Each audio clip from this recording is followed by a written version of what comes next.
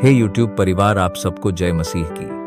आज हम इस वीडियो के माध्यम से यह बताना चाहते हैं कि प्रभु यीशु मसीह हमेशा आपके साथ रहते हैं। वह आपकी हृदय की बातों को जानते हैं और यही नहीं, वो हमारा उठना, हमारा बैठना भी जानते हैं। बहुत सारे भाई बहनों को लगता है हम प्रार्थना तो करते हैं, पर पता नहीं प्रभु हमारी प्रार्थनाओं को सुनता है कि नहीं। मेरे प्रियो, बाइबल बताती है कि वह हमारे प्रार्थना करने से पहले ही प्रभु हमारे मन के बातों को जान लेता है।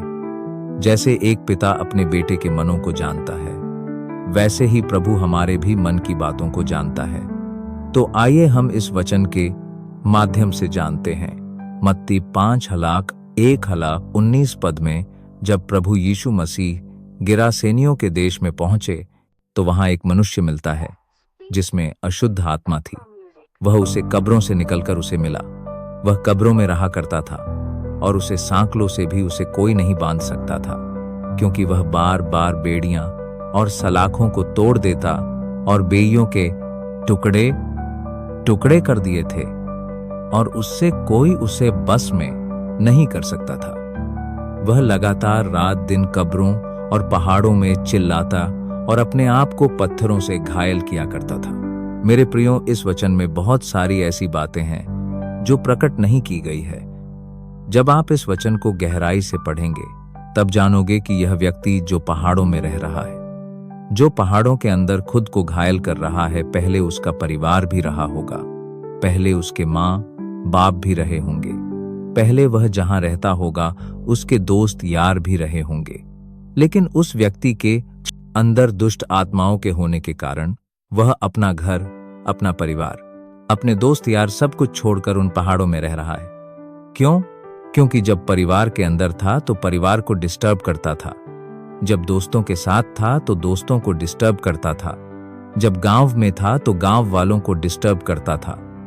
कुछ लोगों ने जंजीरों से भी बांध के रखा, वह भी तोड़ देता था, उसे कोई बस में नहीं कर सका। इसीलिए उस व्यक्ति को अपने गांव से ही भगा दिए और वह भागकर कभी कब्रों में कभी पहाड़ों पर चिल्लाता फिरता था और खुद को घायल करता था। मेरे भाइयों, आप बिलीव कर सकते हैं वह कई कई दिनों तक भूखा भी रहा होगा। मेरे भाई, मेरे बहन, बाइबल बताती है वह यीशु को दूर से ही देखकर दौड़ा और उसे प्रणाम किया और ऊंचे शब्द से चिल्लाकर कहा, हे यीशु, परम प्रधान परमेश्वर के पुत्र, मुझे तुझसे क्या काम। मैं तुझे परमेश्वर की शपथ देता हूं कि मुझे पीड़ा ना दे। क्योंकि उसने उससे कहा था कि हे अशुद्ध आत्मा, इस मनुष्य में से निकला। उसने उससे पूछा कि तेरा नाम क्या है? उसने उससे कहा, मेरा नाम सेना है, क्योंकि हम बहुत हैं। और उसने उससे बहुत विनती की, हमें इस देश से बाहर ना भेज। वहां पहाड़ पर सुअरों का एक बड़ा झुंड चर रहा था। उन्होंने उसे विनती करके कहा, हमें उन सुअरों में भेज दे कि हम उनके भीतर जाए। अतः उसने उन्हें आज्ञा दी थी और अशुद्ध आत्मा चिल्लाकर सुअरों के भीतर बैठ गई और जो सुअरों का झुंड, जो कोई 2000 का था, झील में गिरकर डूब मरा। मेरे प्रिय भाई बहन, इस वचन के अंदर एक रहस्य छुपा हुआ है जो मैं बोलने जा रहा हूं। जब व्यक्ति के अंदर से दुष्ट आत्मा निकल गई, जब वह शांत हो गया, तो प्रभु से पूछता है कि मैं तेरे संग रहना चाहता हूं, और प्रभु उसे उत्तर देता है, नहीं, तुम सबसे पहले अपने घर को जाओ। मेरे प्रिय भाई बहन, प्रभु क्यों उसे व्यक्ति को अपने घर जाने को कहता है?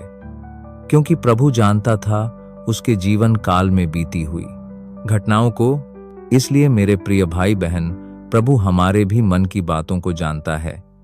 वह सामरी स्त्री के भी मन की बातों को जानता था।